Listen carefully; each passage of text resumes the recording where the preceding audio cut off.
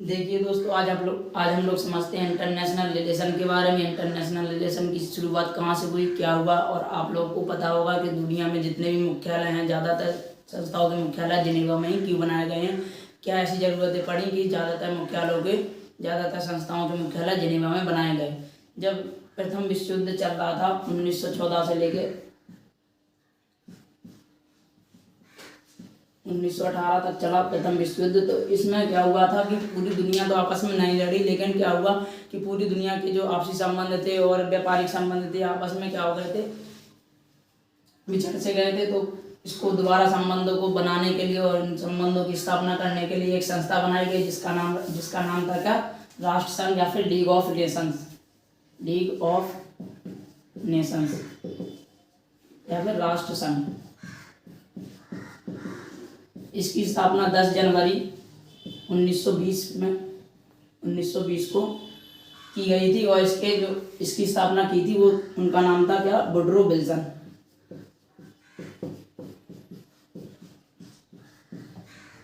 ये Woodrow Wilson जो इन्होंने स्थापना की थी, ये उस समय पे क्या थे, अमेरिका के राष्ट्रपति थे। और इसका मुख्यालय जो था वहाँ पे कहाँ पे बनाया गया था, जिनेवा में बनाया गया था। जो जेनेवा कहाँ पे है, जेनेवा स्विट्जरलैंड का एक शहर है। जेनेवा स्विट्जरलैंड की राजधानी बर्न है, लेकिन उसका सबसे बड़ा शहर है जेनेवा। वहाँ पे एक दावोस नाम का शहर है, जहाँ पे क्या हर साल क्या होती है, विश्व आर्थिक मंच की बैठक होती है, जहाँ पर हर देश के वित्त मंत्री को वहाँ पे जाना पड़ता है और वहाँ पे भाग लेना पड़ता है। तो जेनेवा एक स्विट्जरलैंड का एक बहुत बड़ा शहर है जेनेवा। देखिए, तो ये जो लीग ऑफ नेशन था, ये लीग ऑफ नेशन जब बनाया गया तो इसमें क्या किया गया, इसमें द्वितीय विश्व युद्ध में जो आपसी संबंध खत्म हो गए तो इसको बनाना, इसको पुनः स्थापना करना इसका मेन उद्देश्य था। और इसका एक उद्देश्य ये भी था कि ये द्वितीय विश्व युद्ध को ना होने दे। तो इसमें जो द्वितीय विश्व युद्ध जब चालू हुआ था 1939 से लेकर 1945 तक चला था द्वितीय विश्व युद्ध। इसका मेन उद्देश्य तो था कि ये द्वितीय विश्व युद्ध को ना होने दे, लेकिन जो जर्मनी ने जब पोलैंड के ऊपर आक्रमण किया तो इसने क्या हुआ कि ये आराम से चुपचाप बैठ के देखता रहा और इसने कुछ नहीं की, जिस वजह से इसका महत्व खत्म हो गया और द्वितीय विश्व युद्ध चालू हो गया। जब द्वितीय विश्व युद्ध चालू हो गया तो 1945 में एक नई संस्था बनाई गई, जो कि इसका क्या था, अपडेट वर्जन था। उसका नाम था क्या, यूएनओ। क्या नाम था, यूएनओ का मतलब है यूनाइटेड नेशन ऑर्गेनाइजेशन। हिंदी में कहा जाता है संयुक्त राष्ट्र संघ। तो आइए हम लोगों का जो आज का मेन चैप्टर है यूएनओ, उसके बारे में फुल डिटेल समझते हैं।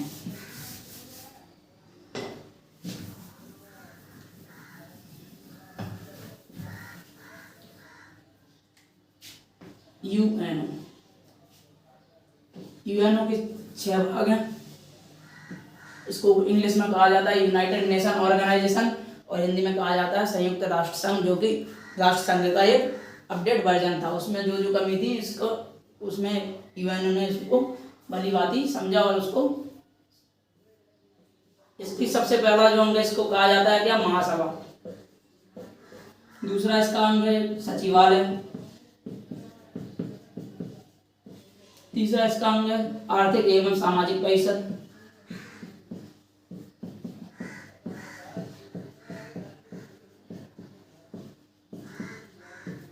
तीसरा अंग है इसका न्यास परिषद।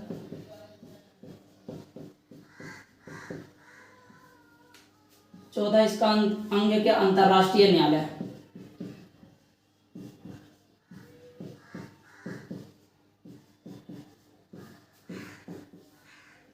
और एक है क्या, सुरक्षा परिषद,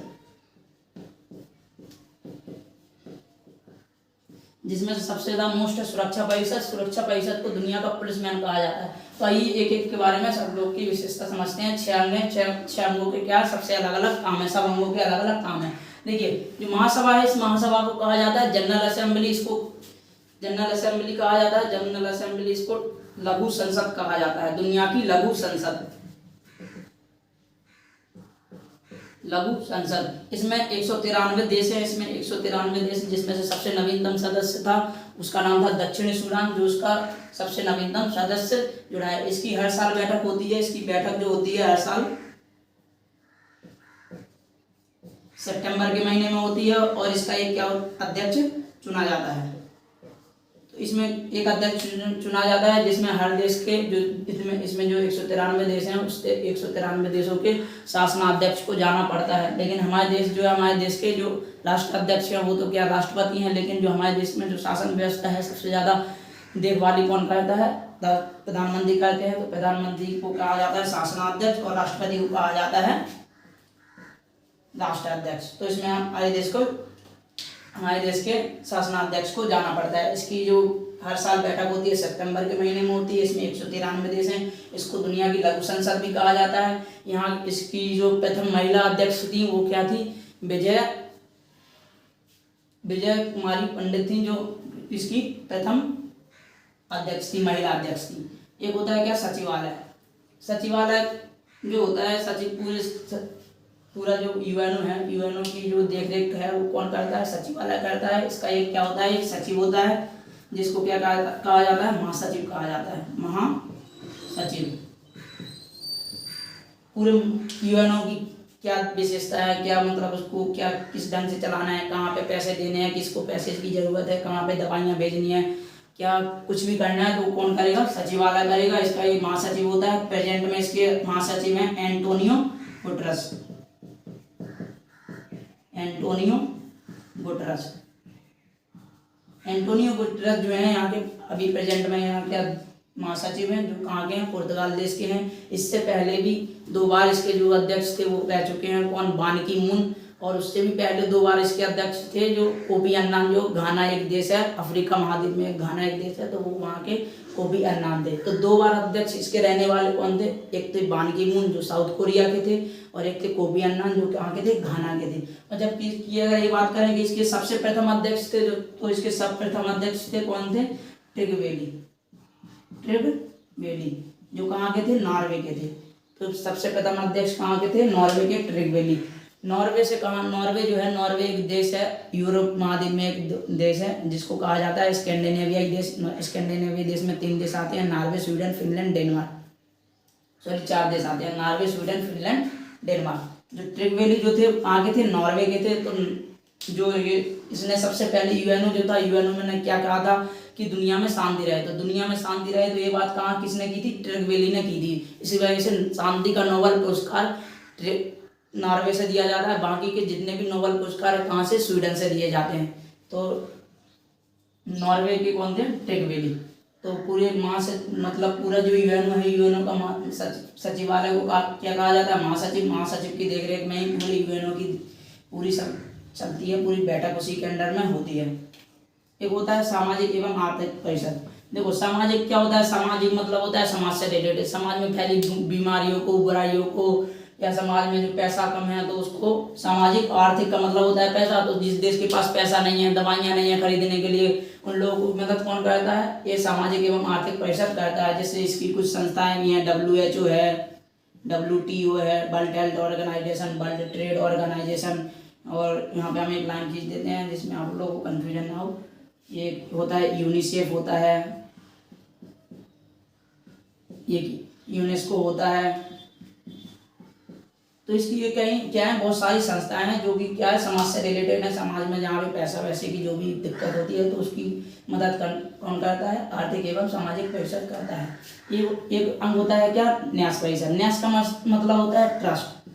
न्यास का मतलब होता है ट्रस्ट। तो देखो जी यूएनओ है, एक बहुत बड़ी संस्था है, लेकिन इसको चलाने के लिए कुछ ना कुछ पैसे की जरूरत पड़ती है। तो इसमें क्या है? ट्रस्ट बनाई गई है, जो कि कई देशों का एक संघ है। तो वो कई सारे देश मिलके क्या करते हैं? उसमें ट्रस्ट में क्या करते हैं? पैसे मिलाते हैं। तो उन्हीं पैसों से किसका? पूरे यूएनओ का खर्चा वगैरह चलता है। जो भारत है, भारत पूरे ट्रस्ट में, पूरे यूएनओ का जो खर्चा है 1% ही दे पाता है। इतना 1% ही दे पाता है। लेकिन अगर दवाइयों की बात करें, दवाइयों की या फिर सेना की बात करें, तो भारत उस मामले में पीछे नहीं है। बाकी जो पैसे की बात है, तो पैसे भारत बहुत कम दे पाता है। जिसमें से सबसे ज़्यादा पैसा अगर कोई देता है तो सबसे ज़्यादा पैसा देता है अमेरिका देता है, जिस वजह से पूरे यूएनओ में अमेरिका का दबदबा रहता है। एक होता है अंतर्राष्ट्रीय न्यायालय। अंतर्राष्ट्रीय न्यायालय को कहा जाता है इंटरनेशनल कोर्ट। इंटरनेशनल कोर्ट जो है, इंटरनेशनल कोर्ट का जो मुख्यालय है, मुख्यालय कहाँ पे है? The Hague. नीदरलैंड का एक शहर है क्या द हेग, नीदरलैंड की राजधानी है एम्स्टर्डम, लेकिन उसका सबसे बड़ा शहर है द हेग, जहाँ पे क्या है इंटरनेशनल कोर्ट का मुख्यालय है। इंटरनेशनल कोर्ट का मुख्यालय है, जिसमें कितने 15 जज बैठते हैं। कितने जज?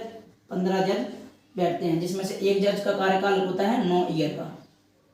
जिसमें से एक जज का कार्यकाल 9 ईयर का होता है। इसमें 15 जज बैठते हैं, जिसमें प्रेजेंट में हमारे यहाँ के जो दलवीर भंडारी हैं, दलवीर भंडारी, इसमें एक क्या है जज के तौर पे एक बैठे हैं। तो 15 जज बैठते हैं, एक का कार्यकाल 9 साल का। दलवीर सिंह भंडारी हमारे यहाँ के, यहाँ उसमें एक जज के तौर पे बैठे हुए हैं। ये क्या बने थे 2012 के आसपास बने थे, लेकिन ये ब्रिटेन को हरा के इसके दोबारा इन्होंने अपनी जो इसके जज में शामिल हुए। ये होता है क्या, एक होता है क्या सुरक्षा परिषद, पूरी दुनिया का इसको पुलिसमैन कहा जाता है। पुलिसमैन कहा जाता है सुरक्षा परिषद को। पूरी दुनिया में इसको पुलिसमैन कहा जाता है। पूरी दुनिया को इसकी बात माननी पड़ती है। और पूरे यूएनओ जो है, पूरे यूएनओ में सबसे ज़्यादा चलती है तो किसकी चलती है? सुरक्षा परिषद की चलती है। तो आइए हम लोग समझते हैं सुरक्षा परिषद। तो आप लोग इसका स्क्रीनशॉट लेना चाहते हो तो आप इसको ले सकते हैं, क्योंकि मैं इसको मिटाने जा रहा हूँ। तो सुरक्षा परिषद को हम थोड़ी डिटेल में देखते हैं, क्योंकि सबसे यूएनओ का सबसे मोस्ट भाग क्या है? सुरक्षा परिषद। इसको थोड़ा डिटेल में समझना पड़ेगा।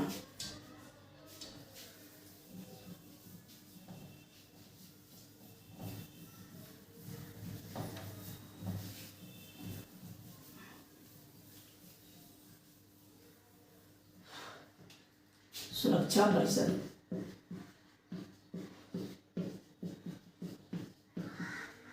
पूरी यूएनओ का सबसे मोस्ट जो भाग है वो है सुरक्षा परिषद। इसमें ये क्या है, इसमें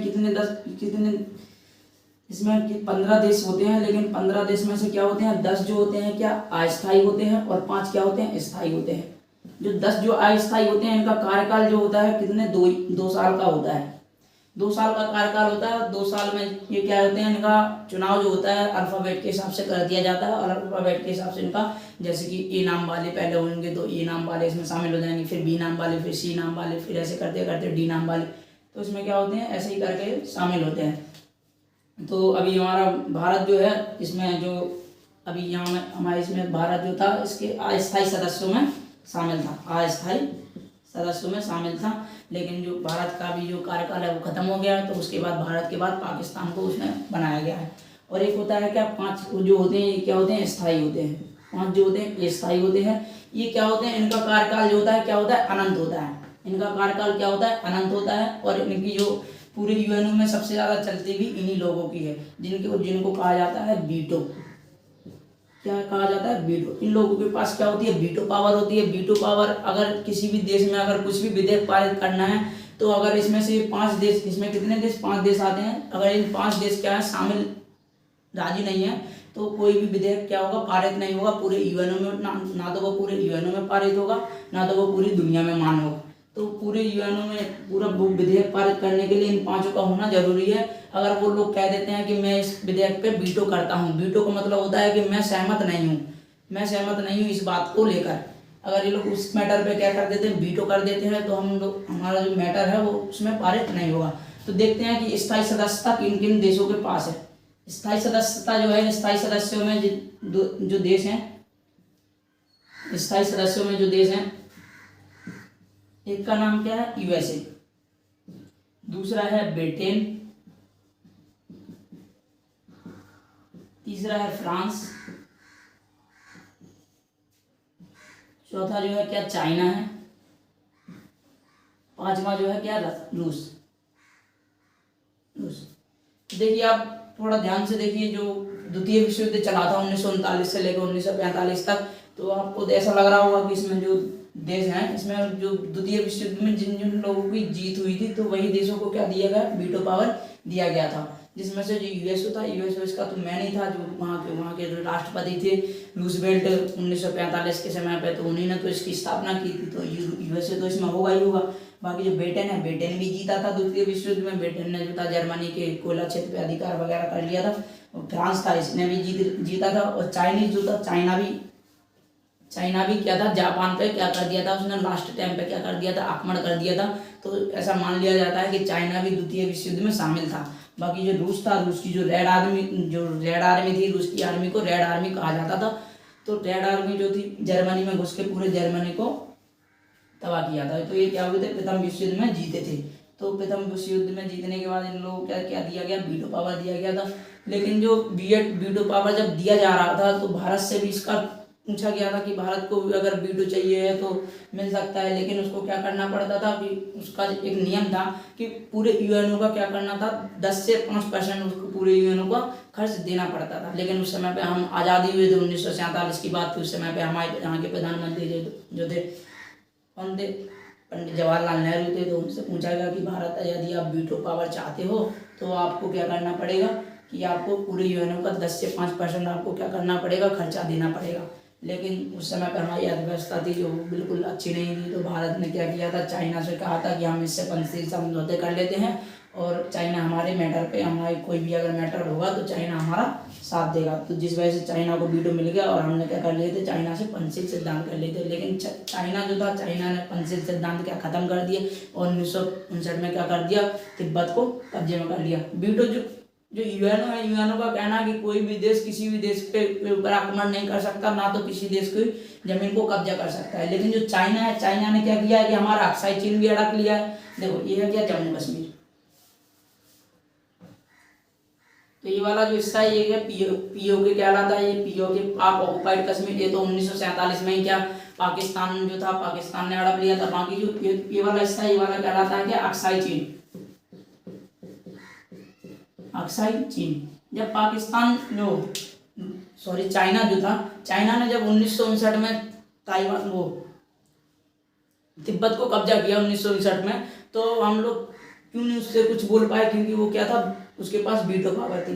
जब हम ये वाला मैटर यूएनओ में लेके गए तो यूएनओ में उसने क्या कर दिया, वीटो लगा दिया, जिस वजह से हम लोग उसमें कुछ नहीं कर पाए। और 1962 में जब हमारा इंडोसाइन वॉर हुआ था, इंडोसाइन वॉर जो इंडिया के लोग थे उनको इंडो कहा जाता था और जो चाइना के लोग उनको साइनो कहा जाता है। तो जो इंडोसाइन वॉर हुआ था 1962 में हुआ था, तो उसने क्या किया था, अक्साई चीन को कब्जा कर लिया था। और जब हम ही वाला मैटर लेके गए यूएनओ में तो वहाँ पे भी इसने क्या कर दिया, वीटो कर दिया गया, जिस वजह से क्या है, थोड़ा पावरफुल है, जिस वजह से हमारा जो मैटर है वो अभी भी कहाँ पे चल रहा है, अक्साई चीन का जो मैटर है और पीओके का मैटर है यूएनओ में चल रहा है। तो देखते हैं कि भारत में अभी जो भारत जो है, भारत में इसको क्या अपन को वीटो पावर मिल सकती है या नहीं मिल सकती है, क्या उसके प्लस पॉइंट है, क्या उसके नेगेटिव पॉइंट है। तो आइए समझते हैं कि भारत को वीटो मिलेगी या फिर नहीं मिलेगी।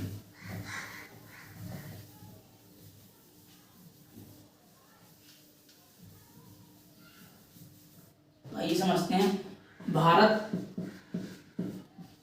Versus veto. भारत को वीटो मिलेगी या नहीं मिलेगी।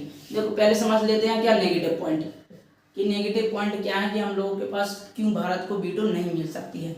एक होता है क्या, एनपीटी होता है। एक जो एनपीटी है, एनपीटी का जो मतलब होता है, एनपीटी के हिसाब से आप कोई भी देश क्या कर सकता है कि परमाणु बम नहीं रख सकता है, कोई भी देश परमाणु बम नहीं रख सकता है। लेकिन जो है हम लोगों ने एनपीटी और एक होता है क्या, सीटीबीटी। ना तो हम लोगों ने एनपीटी पे साइन किया है, ना तो हमने सीटीबीटी पे साइन किया है। तो हम लोगों ने एनपीटी और सीटीबीटी पे साइन नहीं किया है। एनपीटी का मतलब होता है कोई भी देश परमाणु बम नहीं रख सकता है और सीटीबीटी का मतलब होता है कोई भी देश परमाणु का परीक्षण नहीं कर सकता है। लेकिन जो हम लोग थे, हम लोगों ने तो परीक्षण कर दिया था। सीटीबीटी का मतलब होता है कि मतलब कोई भी देश ना तो जल में, ना थल में, ना वायु में क्या कर सकता है, परीक्षण नहीं कर सकता। लेकिन जो हमने जो किया था, हमने जो जमीन के अंदर किया था, ये लोग एक हमारे भी एक क्या प्लस पॉइंट में है। और एक क्या होती है, एक होता है क्या, चाइना इसमें पड़ जाता है बीच में। तो चाइना क्या होता है, हमारा विरोधी है, तो चाइना इस बीच में पड़ जाता है। तो चाइना की वजह से भी शायद हम लोगों को वीटो नहीं मिल सकता है। तो यही सब क्या मेन चीज़ें। और एक क्या होती है, पैसा। जो यूएनओ कहता है कि भारत क्या होता है कि पैसा नहीं देता है, भारत जो है कि यूएनओ को पैसा नहीं देता है। लेकिन जो भारत है, भारत ने इसको कहा है कि यदि हम भले ही भारत पैसा नहीं देता है, लेकिन क्या है जो भारत में जो दुनिया में जो बीमारियां फैली हुई हैं, मलेरिया फैला हुआ है, पोलियो फैला हुआ है, अभी कोरोना जैसे कोरोना संकट आया था, तो कोरोना संकट में भारत ने क्या की थी, कई सारी दवाइयाँ दी थी। तो ये भी हम लोगों के पास प्लस पॉइंट है। भारत इसमें क्या सकता है, भले ही हम लोग पैसा नहीं देते हैं तो क्या होगा, हमारी जो सेना है, हम लोग वहाँ पे जो सेना भेजते हैं उस सेना को कम कर देते हैं, या फिर हम लोग जो दवाइयाँ बेचते हैं उस दवाइयों को कम करके हम लोग पैसा बेच देते हैं। तो ये भी हम लोग के पास एक प्लस पॉइंट हो सकता है कि हम लोग को वीटो मिल सकता है। आइए बिल्कुल समझते हैं कि प्लस पॉइंट क्या क्या है। इस प्लस पॉइंट में जो है कि जो इसका क्या होना चाहिए, प्लस पॉइंट में यूएनओ को सदस्यता जो मतलब वीटो है, वीटो उसी को मिलेगी जो इसका क्या होगा, संस्थापक सदस्य होगा, संस्थापक सदस्य। तो भारत क्या है, यूएनओ का एक संस्थापक सदस्य है। जो यूएनओ था, यूएनओ की स्थापना हुई थी 24 अक्टूबर को हुई थी, 24 अक्टूबर 1945 को हुई थी, जब द्वितीय विश्व खत्म हुआ था। तो 1945 में हम भले ही गुलाम थे, लेकिन जो गुलामी के बाद भी क्या हुए थे कि हम लोग इसके यूएनओ जो था, यूएनओ के हम लोग संस्थापक सदस्य थे। तो हम लोग के पास ये भी प्लस पॉइंट है कि हम लोग उसके संस्थापक सदस्य हैं। और एक क्या यूएनओ कहता है कि देश क्या होना चाहिए, लोकतंत्र होना चाहिए। तो दुनिया में सबसे ज़्यादा लोकतंत्र, सबसे बड़ा लोकतंत्र तो भारत ही है। तो दुनिया का सबसे बड़ा लोकतंत्र देश कौन है, भारत है। तो भारत भी एक लोकतंत्र देश है। तो ये भी क्या एक प्लस पॉइंट होता है। एक आता है कि आतंकवाद, यूएनओ जो कहता है कि दुनिया में कहीं पे भी आतंकवाद, कोई भी देश आतंकवाद को समर्थन ना करे। तो हम लोगों ने तो वैसे भी कभी किसी देश को क्या कहा, आतंकवाद को समर्थन नहीं किया। हम लोग कभी भी किसी भी देश में किसी भी मजहब को लेकर या किसी भी मैटर को लेकर कभी भी आतंकवाद को क्या बढ़ावा नहीं दिया है हम लोगों ने। बस यही है कि हम लोग थोड़ा पैसों की वजह से और ये सीटीबीटी है और इसकी वजह से एनपीटी की वजह से क्या है, थोड़ी से पीछे हैं। लेकिन भारत ने कहा है कि हम लोग जो परमाणु बम रखे हुए हैं तो हम इसका क्या यूज नहीं करेंगे। जब कोई देश हमें परमाणु बम मारेगा तभी हम उसका यूज करेंगे।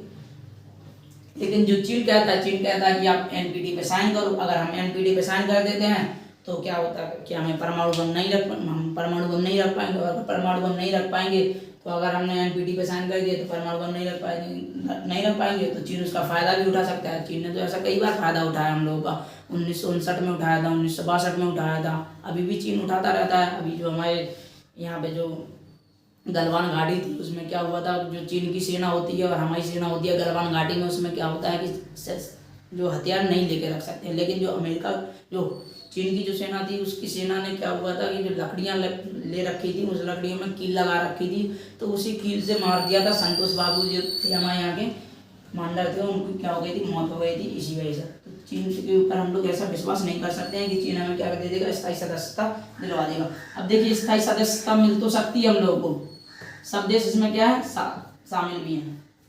तो देखो यूएसए है, इसमें कौन कौन है, ब्रिटेन भी है, और क्या है, फ्रांस है, और क्या है, रूस और चाइना। देखो यूएसए है, यूएसए क्या करेगा हम लोगों को, अगर वीटो का पावर मिलती भी है तो यूएसए हम लोगों को क्या करेगा, कभी मना नहीं करेगा। यूएसए हमारा हमेशा साथ ही रहा है। यूएसए को कुछ भी चीज़ की जरूरत पड़ी है तो हम लोगों ने दी है उसको। बाकी जो ब्रिटेन है, ब्रिटेन भी क्या है, पूरे समर्थन में है भारत। बस एक बार जो यहाँ के प्रधानमंत्री जो थे वो कह रहे थे कि यहाँ पे भारत को हम लोग क्या कर देते हैं, स्थायी सदस्यता तो दे देते हैं लेकिन क्या करते हैं, वीटो नहीं देते हैं। तो ये थोड़ी ना कोई बात हुई कि किसी की शादी करवा दो उसको दुल्हन ही ना दो। भाई साहब उसमें जो होती है वीटो पावर ही तो सबसे ज्यादा में है ना। तो स्थायी सदस्यता लेके हम लोग क्या करेंगे, हम लोग को वीटो चाहिए। बाकी फ्रांस है, फ्रांस तो हमारा अच्छा रिलेशन चलता है, फ्रांस तो हमारा दोस्त है, फ्रांस से भी हम लोगों ने राफेल वगैरह खरीदे हैं तो फ्रांस भी हमारा समर्थन करता है। और रूस तो भैया बिल्कुल ही क्या है, बिल्कुल ही हमारा दोस्त जैसा है। रूस ने हमारा 1971 में 40वां बेड़ा भेजा था। पाकिस्तान का जो जहाज था, पाकिस्तान ने समर्थन मांगा था अमेरिका से, तो अमेरिका ने उनको पाकिस्तान का समर्थन के लिए 7वां बेड़ा भेजा था। लेकिन हमारे रूस ने हमारे समर्थन के लिए 40वां बेड़ा भेजा था। 40वां बेड़ा इतना खतरनाक था, उसके साथ में 40 जहाज चलते थे, 40 जहाज, उसके साथ डेस्ट्रॉयर चलता था, युद्धपोत चलते थे, पनडुब्बियाँ वगैरह चलती थी, सब एक साथ में चलते थे 40 बेड़ा। उस 40वें बेड़ा इतना खतरनाक था कि उसने पूरे हिंद महासागर को मधुमक्खी के छत्ते की तरह क्या कर दिया था, पूरा फैल गया था। तो रूस हमारा हमेशा समर्थन करेगा। अब मेन दिक्कत कहाँ पे आती है, मेन दिक्कत आती है चाइना पे। चाइना क्या होता है, चाइना हमें नहीं देना चाहता है, किसकी सदस्यता, वीटो हमें देना नहीं चाहता है। बाकी ये क्या है, चारों क्या है, समर्थन में। बस मेन दिक्कत आती है चाइना। तो चाइना जो कहता है, चाइना पहले कहता है कि आप एनपीटी पे साइन करो या सीटीबीटी पे साइन करो, तब हम आपको क्या करेंगे, स्थायी सदस्यता देते हैं। लेकिन हम लोगों के पास एक प्लस पॉइंट है, एक होता है क्या, MTCR, एक होता है MTCR, मिसाइल टेस्ट कम्प्रिहेंशन रेजिम, ऐसे ही कुछ होता है। तो MTCR जो है, चाइना जो है MTCR का सदस्य नहीं है। MTCR में जो भी देश शामिल नहीं होता है वो क्या है कि मिसाइलों का परीक्षण, जो मिसाइल है मिसाइलों का व्यापार नहीं कर सकता है 300 या 400 से अधिक मारक क्षमता वाली। तो चाइना उसका सदस्य नहीं है MTCR का, लेकिन इसमें भारत इसका सदस्य है और भारत में इसके पास वीटो है। तो भारत में इसके पास वीटो है। भारत अगर चाइना कहता है कि हमें MTCR में शामिल करो, तो भारत इसमें ये भी कह सकता है कि भारत अगर आप MTCR में शामिल होना चाहते हो तो आपको क्या करना पड़ेगा, पहले हमें वीटो दिलानी पड़ेगी। तो हम लोगों के पास ये थोड़ा सा प्लस पॉइंट है कि हम लोगों के पास MTCR में क्या है, वीटो है। भारत को MTCR में वीटो है। MTCR में वीटो का मतलब है कि भारत 300 से या 400 से अधिक मारक क्षमता वाली मिसाइलों का व्यापार कर सकता है। लेकिन जो चाइना के ऊपर बैन है कि वो 300 या 400 से अधिक मारक क्षमता वाली मिसाइलों का परीक्षण यहाँ पे व्यापार नहीं कर सकता है। तो ये सब क्या प्लस नेगेटिव पॉइंट भी है, प्लस पॉइंट भी है। तो हम लोगों को वीटो मिल भी सकता है और नहीं भी मिल सकता है। देखिए आप समझते हैं क्या, G4 देश, कितने G4 देश, G4 देश उन देशों को कहा जाता है जो क्या करते हैं, जो सोच रहे हैं कि उन लोगों को वीटो मिल सकता है। तो G4 देशों में कौन कौन आता है? G4 देशों में सबसे पहले तो आता है क्या, भारत, और आता है एक साउथ अफ्रीका आता है, और एक आता है क्या, ब्राजील, और एक आता है कौन, जापान। इनको कहा जाता है G4 देश, जो क्या करते हैं कि वीटो की मांग कर रहे हैं। तो इनमें से सबसे ज्यादा प्रबल दावेदार कौन है? सबसे ज्यादा प्रबल दावेदार इसमें से भारत है। तो भारत क्या हो सकता है कि भारत को आगे वाले समय में क्या हो सकती है कि वीटो मिल सकती है। जैसे कि ब्रिटेन ने कहा था कि हम क्या कर देंगे, इसको स्थायी सदस्यता दे देंगे, लेकिन क्या करेंगे, वीटो नहीं देंगे। तो भारत को एक ले लेना चाहिए था कि भारत इसमें वीटो स्थायी सदस्यता ले लेता, फिर बाद में मैटर उठा देता UN में कि ये कहाँ का न्याय है कि सब देशों के पास वीटो है, सब स्थायी देशों के पास वीटो है, भारत स्थायी देश है उसके पास वीटो नहीं है। तो ये मैटर बाद में उठ सकता था, लेकिन कोई बात नहीं, वो अपना बाद में हो सकता है। तो ये क्या है, G4 देश है। G4 देशों में भारत इसमें सबसे ज्यादा प्रबल दावेदार है। आइए समझते हैं कि UN में क्या है, जो उसकी कार्यकारी भाषाएं क्या है, उसमें कौन सी भाषा चलती है, उसकी क्या क्या भाषाएं हैं, तो वो समझते हैं UN की भाषाएं।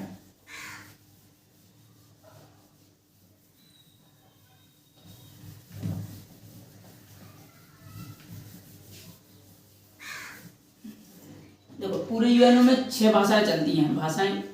पूरे UN में जो है कितनी भाषा चलती हैं, 6 भाषाएं चलती हैं।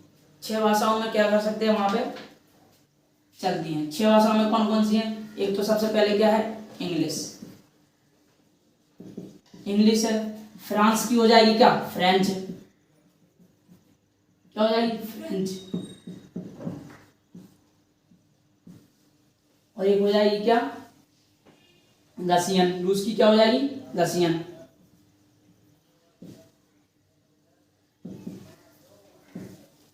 चौथी हो जाएगी स्पेन की, हो जाएगी क्या, स्पेनिश।